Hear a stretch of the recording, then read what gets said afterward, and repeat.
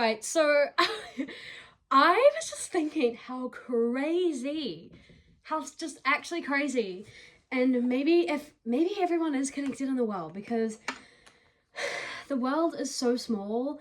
And I was just actually reminiscing about this guy that apparently my friend knows. He's from the other side of the world.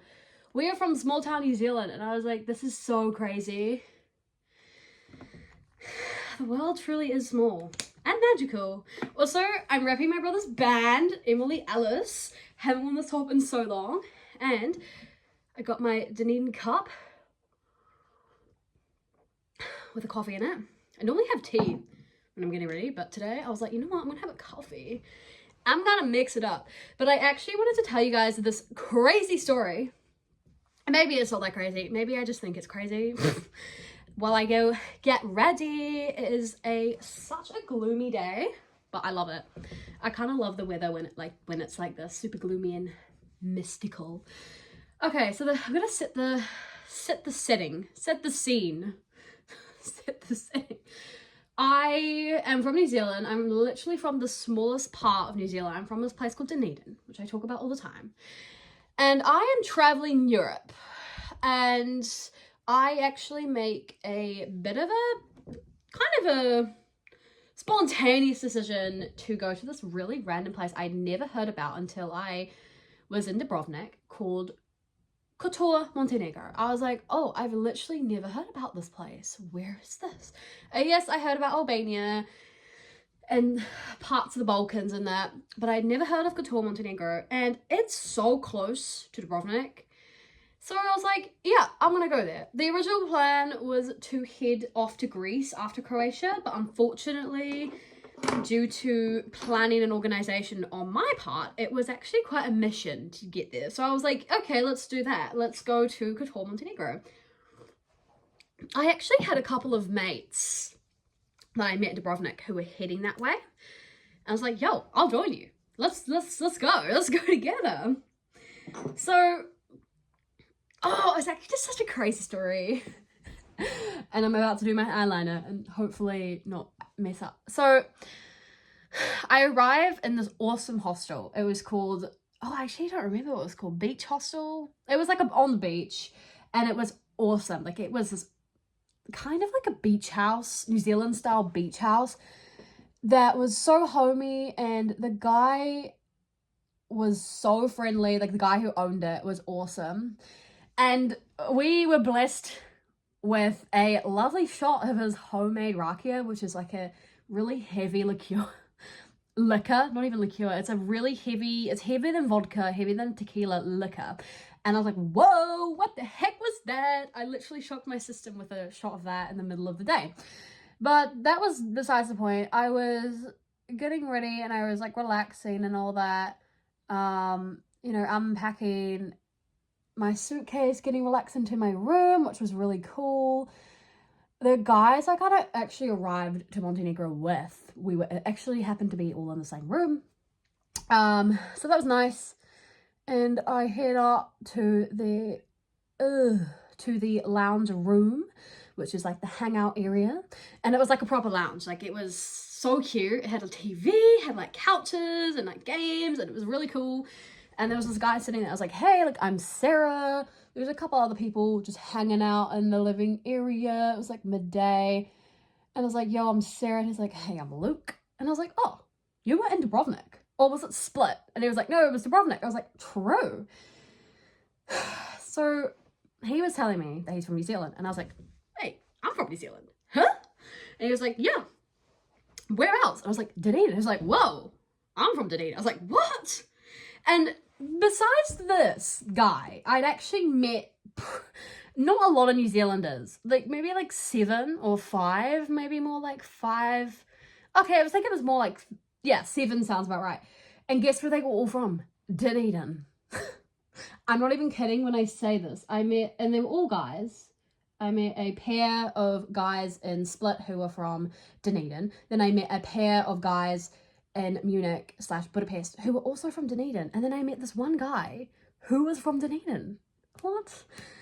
Anyway, so I was like, no way, this guy's actually from Dunedin. Like, this is crazy. And he was telling me about Dunedin. We were having a bit of a catch up about that, like, where'd you go to school, all that. We were just chatting about life in New Zealand and versus life abroad. And it's really nice when you do come across New Zealanders, because we are such a small population. You're literally like, what? There are New Zealanders here? Like, that's crazy. And I feel like it's just so nice to like connect with people abroad. You normally run into Aussies a lot of the time, and it's always good to have a bit of a New Zealand catch up with your fellow Kiwis. It's good. So we were talking about that, and he was like, oh, so you're on your gap years. What are you planning to do after? And I was like, okay, I want to study, but I don't know what I want to study. And he was like, I just realized how fitting this is for the mood, for the story. He was like, well, I am a policy analyst, which is something where you work in the government. And I was like, what? That is interesting. What did you study to get to that point? A lot of government workers during this time were actually getting laid off in New Zealand because economy was not thriving at this time. And he was like, oh, I studied a Bachelor of Arts in Politics and I did a Master's in Politics. But if you are thinking of going down that route, I would suggest otherwise. And I would suggest PPE. And I was like, huh? What is PPE? What is that? And he was like, oh, it's politics, philosophy, and economics. And it opens up pathways to so many different career paths because it's such a broad degree. And he goes, I would highly, highly suggest you look it up. The program is fantastic at Otago. And I was like, oh, how can this stranger, this guy I just met, literally send me on a whole nother course? How can this one guy literally put me exactly where I need to be, exactly what I needed to hear in that moment? Because I was starting to stress out a little bit, because I do that quite a bit. I was like, oh my gosh, like, I'm halfway through my trip, and what am I going to do afterwards? I really don't know. Do I want to go back to New Zealand? Do I want to study? I don't know. And I don't even know where to begin. And I met this guy at the most perfect time, and I must say that I am studying a Bachelor of Arts in PPE. And I'm just like, how is this real? This guy literally changed a part of my life. Like, I honestly think it's crazy how people you meet traveling are just the perfect people that you are meant to meet in the most perfect timing. Like, we never actually caught up. We never exchanged socials. But if I ever run into him again, I'll be like, bro, you actually like low-key put me on a different path. And I really thank you for it, because I actually really enjoy my degree. And I think it was just the right sort of push that I needed to be able to study. And also, I find that crazy. I find that so crazy. I also find it crazy how like everyone I did meet was from Dunedin. What was with that?